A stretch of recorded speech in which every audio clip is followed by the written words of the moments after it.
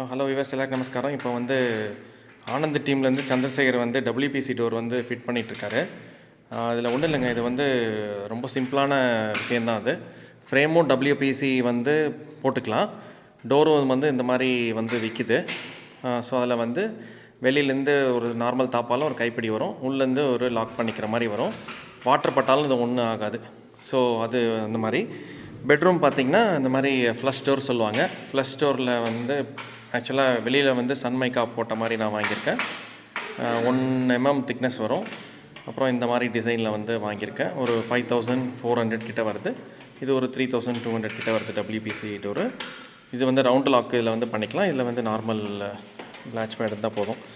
இதில் முக்கியமாக அவங்க வந்து வாங்கிட்டு வந்துட்ட பிறகு என்ன சொன்னாங்கன்னா, ஃப்ளஷ் ஸ்டோரில் வந்து இந்த மாதிரி பெரிய ஸ்க்ரூவாக இருக்கா, இந்த க்ளோஸ்அப்பில் காமிக்கிறேன் இல்லையா, அந்த பெரிய ஸ்க்ரூ இல்லாமல் சின்ன ஸ்க்ரூ வந்து டபிள்யூபிசி கொஞ்சம் திக்னஸ் கம்மியாக டபிள்யூபிசிக்கும் எஸ்எஸ்எல் போட்டுக்கோங்க.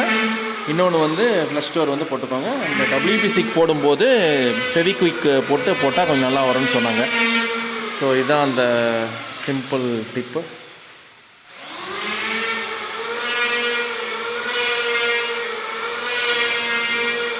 Okay viewers, thanks for watching. Bye.